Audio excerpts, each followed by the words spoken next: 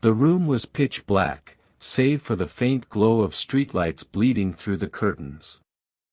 Something was wrong. Mark stirred in bed, his eyelids fluttering open, but his body refused to move. A cold wave of panic surged through him. Was he dreaming? No. His mind was horrifyingly alert, yet his limbs felt like stone. Then, he saw it. A towering shadow detached itself from the corner of the room. Its elongated limbs bent at unnatural angles as it crept closer. 2 pinpricks of white light, eyes locked onto him. The air thickened, pressing down like an invisible weight. Mark tried to scream. Nothing came out. The figure loomed over the bed, its hollow face inches from his. A guttural whisper slithered into his ears, words he couldn't understand but made his blood freeze, Just as suddenly as it appeared, the shadow dissolved. Mark gasped, bolting upright. Sweat drenched his sheets. The clock read 3:07 a.m. But the feeling of being watched lingered long after dawn. The digital clock's crimson numbers burned 3:33 a.m. into the darkness when Anna first felt it, an impossible pressure crushing her ribcage. Her eyes flew open, but her body remained frozen in perfect, petrified stillness. Something was sitting on her chest. Through the suffocating blackness, she saw it, a hunched silhouette with stringy hair hanging like cobwebs. Its gnarled fingers pressed into her collarbones as its weight increased, squeezing the breath from her lungs. Anna's pulse hammered in her ears, her silent screams trapped behind clenched teeth.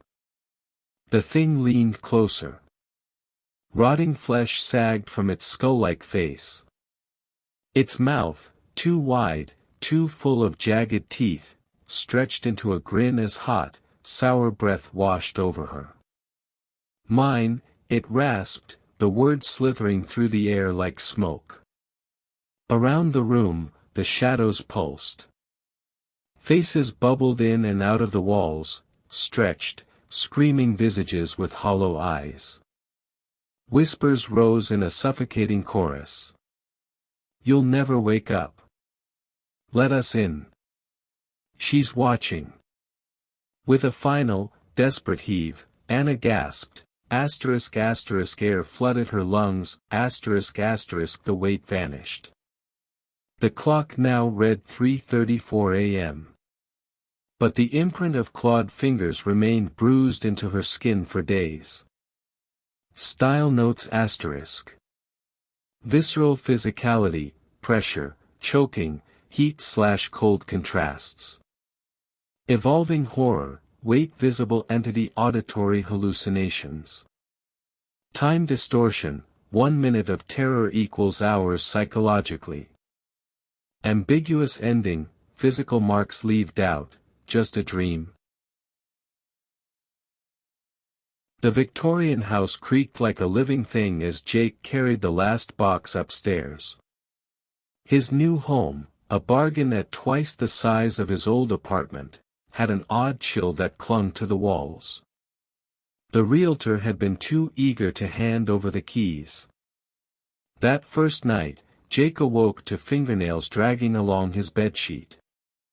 His body locked. His scream died in his throat.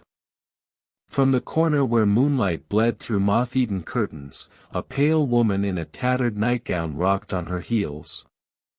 Her lips didn't move, but Jake heard it anyway, a child's giggle, right beside his ear. "You'll play with us."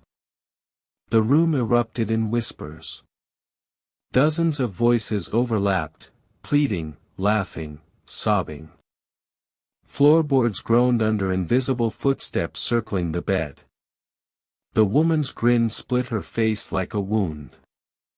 When dawn came, Jake found the attic door, *** locked from the inside ***, swinging open. Inside, yellowed newspaper clippings fluttered to his feet, asterisk, family of 4 perished in their beds. 1892.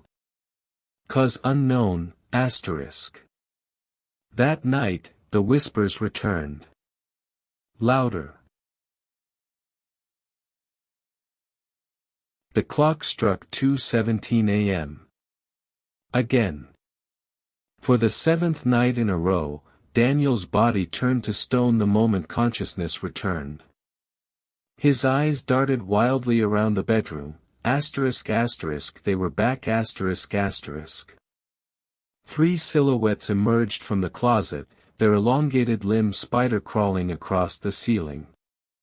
The tallest one grabbed his ankle, its fingers burning like dry ice as it yanked him toward the edge of the bed.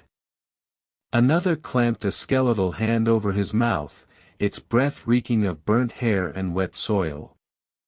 "You belong to us now," it hissed. Daniel strained every muscle, asterisk asterisk to twitch a finger, to whimper, to stop his own pillow from pressing down on his face asterisk asterisk, but his body refused to obey. The third shadow leaned in, its hollow eye sockets leaking black smoke that coiled into his nostrils.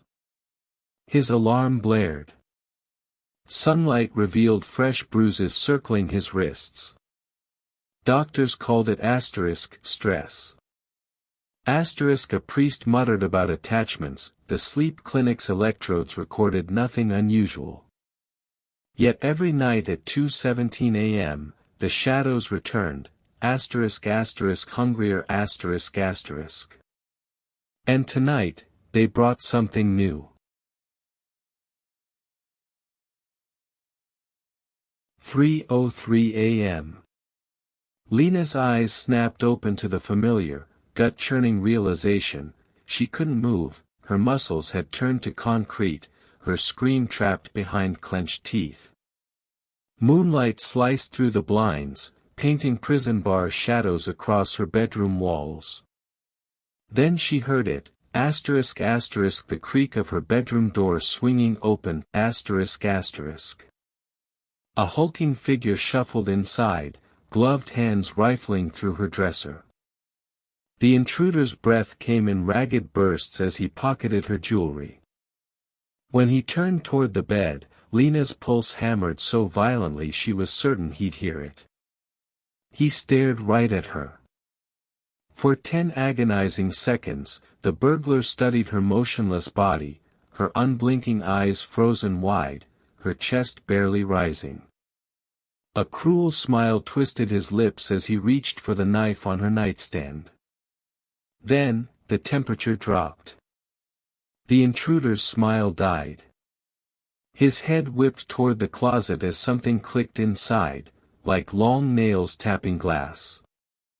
The shadows behind him twisted unnaturally, forming a towering silhouette with glowing pinprick eyes. With a choked gasp, the man fled, leaving the knife behind. As dawn broke, Lena finally regained control. Police found her front door still locked from the inside. And on her closet mirror, 3 frost-etched claw marks.